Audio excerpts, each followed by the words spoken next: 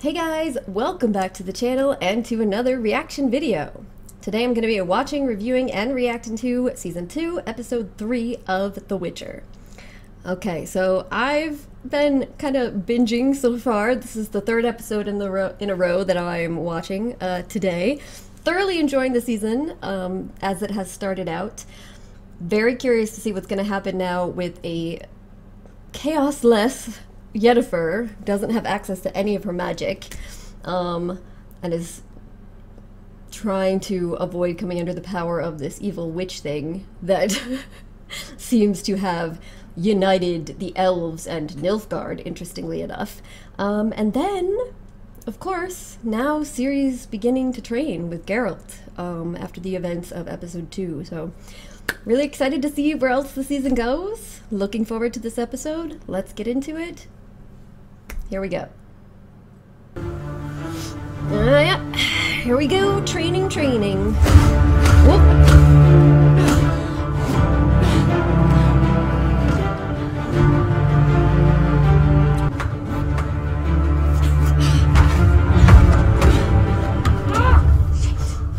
That's enough. We'll start fresh tomorrow. She's like, no. Yeah, she's gonna be stubborn like this, huh? It's like, I'm not saying you can't, but slow down a little. You need rest. Anything else? We'll have diminishing returns. You can only train for so long before you're just hurting yourself. He protected me in Sintra, and he said less than perfect means death. Your stomach's growling loud enough to wake the dead. If that counts. Thank you, Wolf. Don't thank me yet. It was Lambert's turn to cook. Wait, is that... That's Eskel? Shit. He's dissecting him? This shouldn't have happened. We shouldn't have lost him this way. I know. There must be more tests I can run to track whatever mutated the other Leshy. See, this is what I was saying. It's not normal for this to be able to happen. You would have found it by now. We've got a lab full of alchemical compounds that can change day to fucking night. I'm not going to give up now. I'm not asking you to give up. But it's time to let Eskel rest.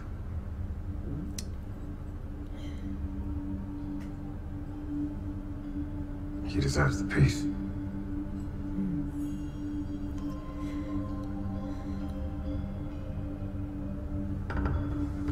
If we don't control this now, it'll grow.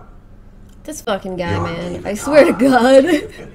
Ever since the first episode of this show, We'll be burying a lot. he's been a fucking troublemaker. 13. Ooh! Yeah. Aw. I'm coming. Can't say I do. What did you do then? Oh boy. Ciri, they are clearly so. provoking you.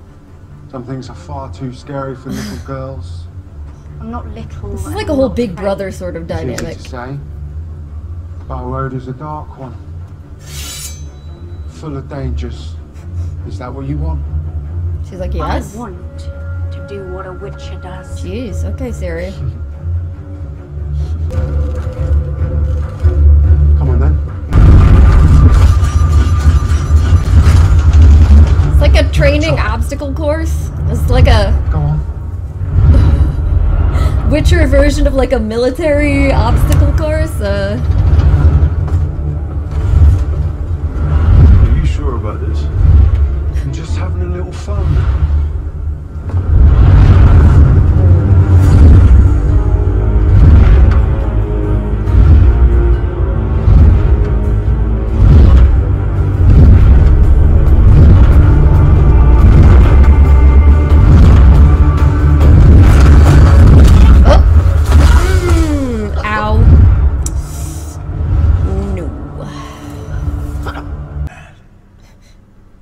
Well, I need to know what happened.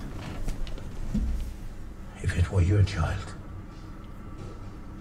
you'll be going crazy to figure it out. What you You missed. can't just not know. what you could have done differently.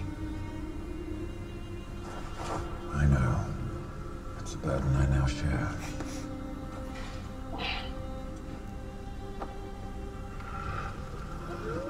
They're here. That's really what's happening. They bring witchers out here to get eaten by the wolves. They give them back to the wolves. Wow, that's some ritual. I remember thinking, if only one of us gets to live. So glad it's Yen.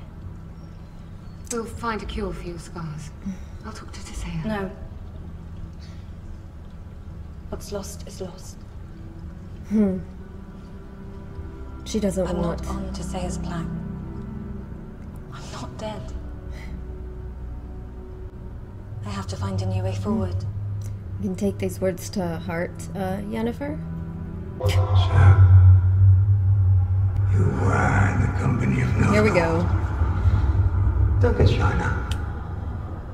We have so much more to talk about. Tell me how it felt to control fire. True intentions are forced to use a method. Oh no, not that head thing.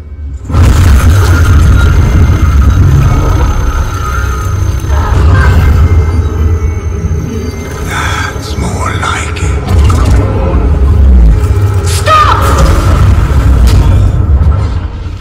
Yeah. Fuck you, bro. Asshole.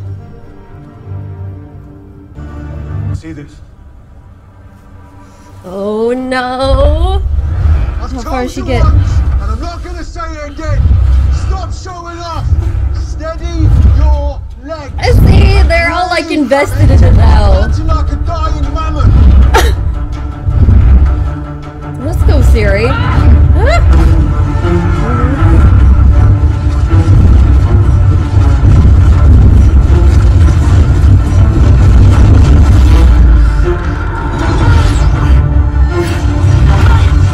Stay calm, girl.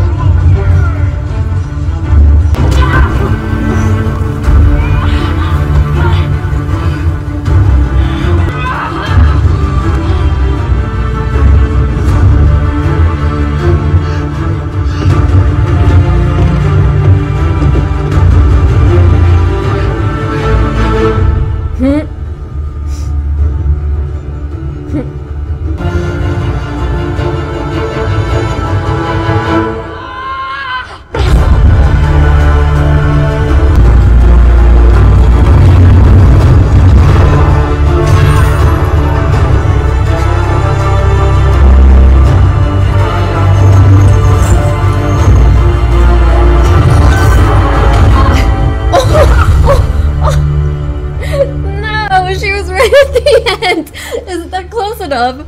Come on. Did she have to stick the landing and climb down the little ladder? It seemed like it was close enough. She did all the hard stuff. Oof.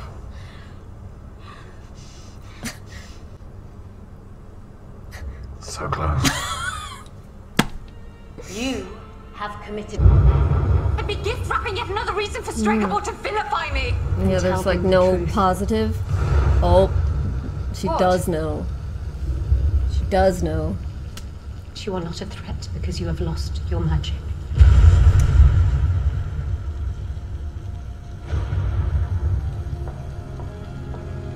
I know you to your core. Your pain is my pain. Triss's scarred, Sabrina's bruised, we're all in pain. Yes. Yes, we are.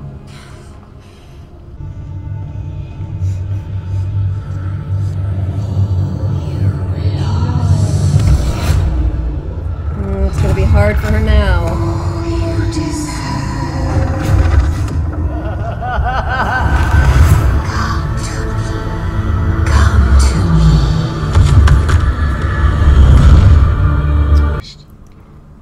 I saw your mother exhibit It's like drawn to her power. uncontrolled magical power.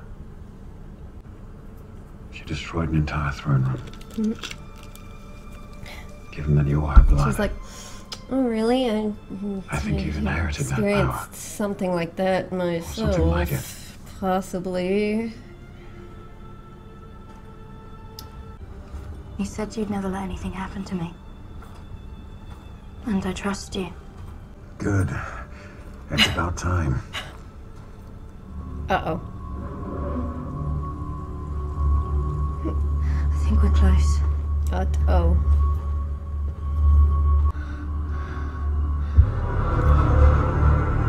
Oh. Is that what a lesh is supposed to look like? It's Eskel's Leshy. Oh, shit, that's creepy as hell!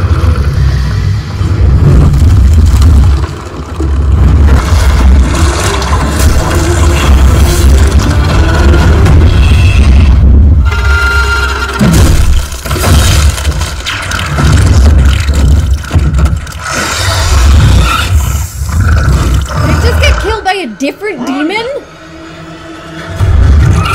The fuck? You?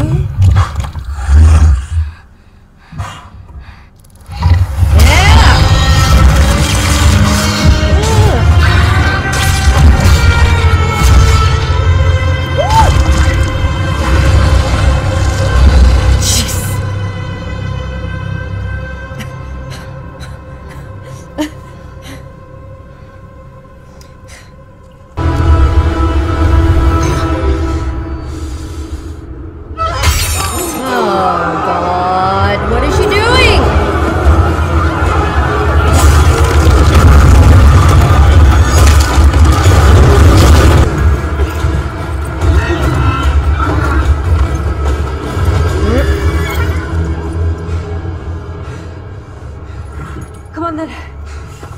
What?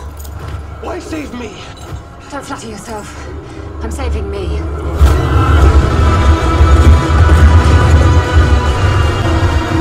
Oh, God. Oh, Yennefer. Oh, Yennefer, please. Well, that was the end of episode 3.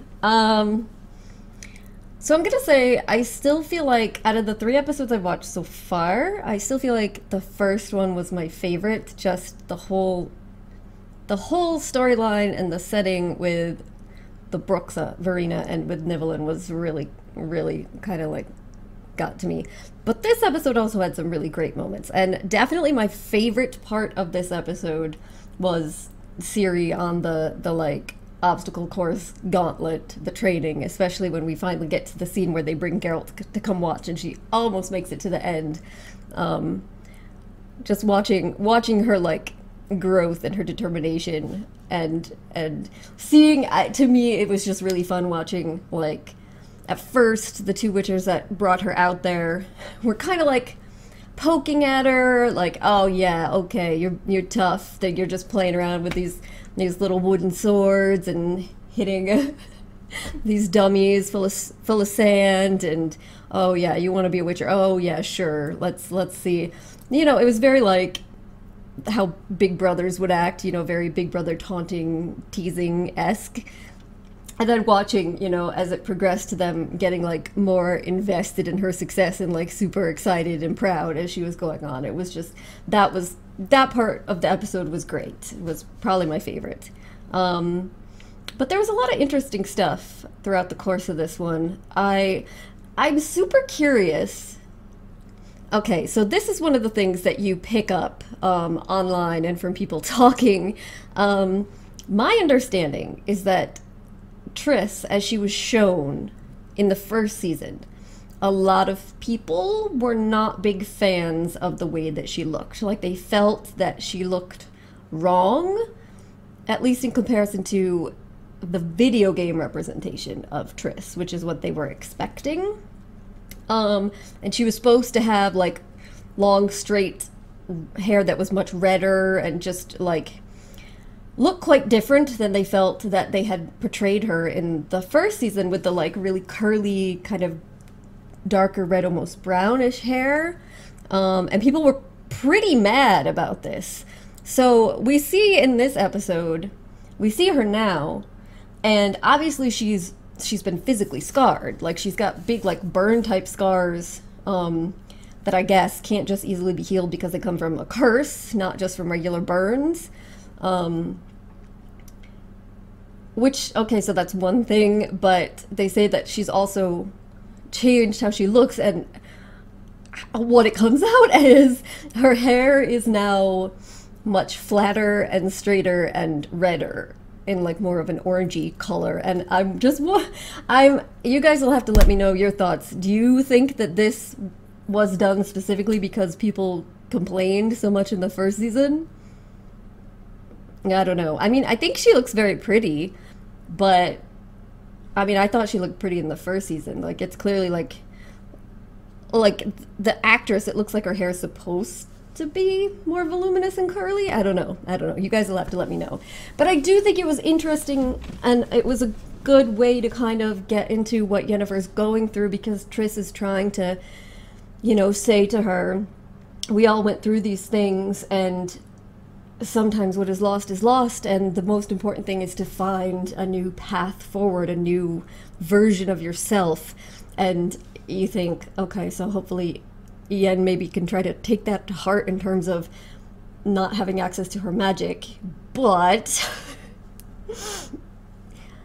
yeah, I don't know, because obviously the smartest thing for her to have done would have been to do what Tisea suggested. Like, they're trying to have her execute Cahir. That's his name, I believe. And she doesn't want to do it. Now, she's killed people before, so again, I guess it comes down to like the reasons for doing so and what she thinks would be a consequence of that, because she doesn't seem to see any benefit. Like, if she doesn't do it, then they think she's a traitor, but if she does do it, then Stregobor can say she's a killer. Like, that fucking guy, I swear to God. But it seems like the smartest thing to do would have been what Tisea said, which is to tell them, no, I'm not a traitor, I'm not a threat to you at all, I shouldn't need to kill anyone to prove myself, and it shouldn't matter because I don't have any power anymore. I made a tremendous sacrifice for us. I gave this up, not knowingly, but she's not willing to do that. And I don't know, I feel like some of it might be, there's an element of it being maybe smart in the sense that that would be opening her up to being much more vulnerable, and a lot of people who don't really care for her or might have designs against her would know that she's much weaker than they imagined. But at the same time, that perception of weakness could be what would prevent her from having to do what she just did at the end there, which was run out of there, take the opportunity where none of them can use their magic, and fucking just flee. But, I mean, they're just going to chase after her anyway, and now they're definitely going to think that she's a traitor and that she was cooperating with Nilfgaard no matter what she had done previously. I mean, I'm sure not all of them. I doubt Tisea is going to think that, but I mean, because it's not like she just ran off. She freed Cahir and left with him, which that's the part I don't fully get about her leaving with him. I guess, I don't know. Maybe she thought there could be some benefit of having him with her. I guess we'll find out in the next episode. But yeah, she's definitely put herself in a bit of a situation. But I do also still think it's interesting that she's holding out in kind of giving in to the witch who's still in her head. And it seems like, you know, this was another really pressure opportunity. So here's your chance. Get your power back. Don't have to do whatever they want. But she's still holding out. Yeah. Interestingly enough. And, so yeah. And then also it seems like Ciri going a little bit more down the road of piece by piece, revealing some things to Geralt, and he's coming to understand that these monsters, which are different, like things he's not used to, mutated leshies and whatever the hell that other thing was, are drawn to her and trying to get her in particular, and they're drawing her to them as well by some unknown force. And so, you know, to the extent that the Leshy was looking for her, and then that other thing killed the Leshy in order to have a chance to get to her. So, yeah. Some weird things are happening there, and, but yeah, so to me, another very interesting episode. Like I said, I think the Ciri stuff was my favorite, but really enjoying it. Want to keep going. Maybe I can get through one more. Let's see. Alright, gonna wrap this up here, guys. Thank you so much for joining me, and hopefully I will see you next time. Bye.